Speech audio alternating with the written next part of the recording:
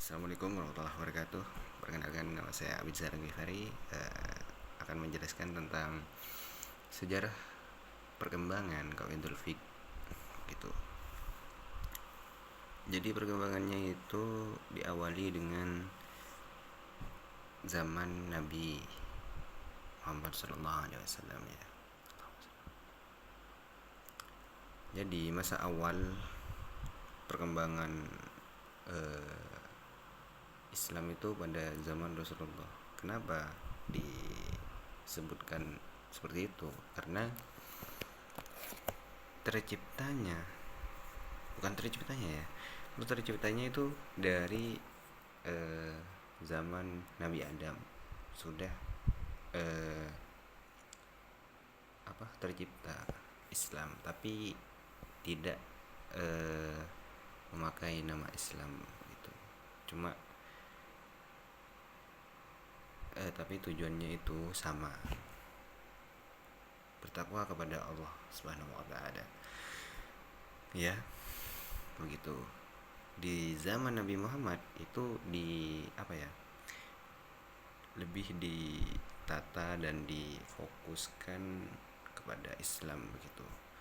Bagaimana ibadahnya, bagaimana apa yang dilarang, apa yang tidak boleh dilakukan, apa yang boleh dilakukan, itu ditegaskan pada zaman Nabi Muhammad begitu.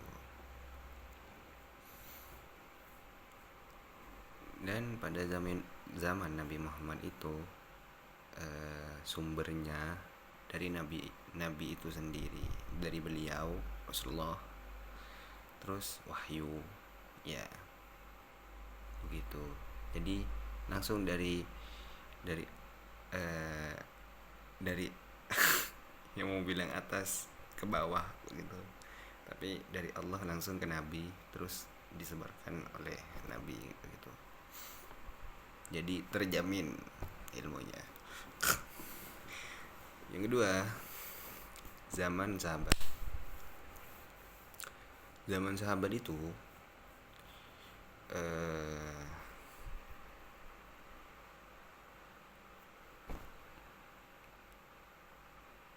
peran sahabat dalam menggali dan mengembangkan hukum Islam dengan mendalami Al-Quran dan Sunnah. Jadi setelah Nabi wafat, para sahabat itu mendalami hukum Islam dari Al-Quran dan As-Sunnah. Apa yang dikatakan Nabi, apa yang dilarang Nabi, ya jadi seperti itu.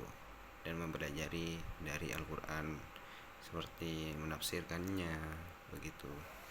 Di zaman siapa ya?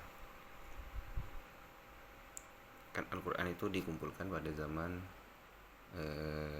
Utsman bin Affan yang disuruh oleh Umar, kayaknya agak lupa ya. Kalau sunnah itu para sahabat kebanyakan itu ingat dengan apa perkataan Nabi, apa yang dikatakan Nabi begitu, apa yang dilakukan Nabi itu kebanyakan sahabat itu mengingatnya.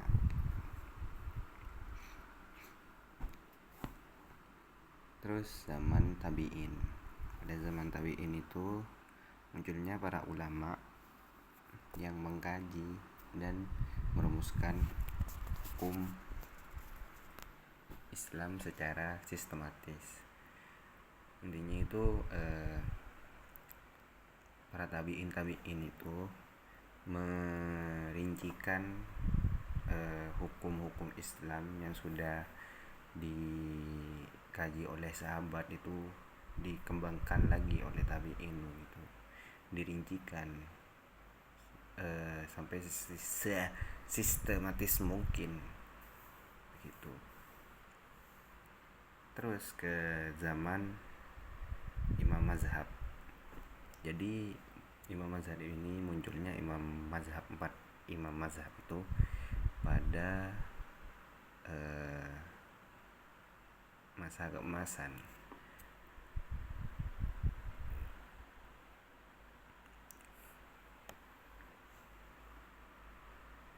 Jadi mereka itu empat mazhab tadi mengemukakan pemikiran hukum Islam begitu.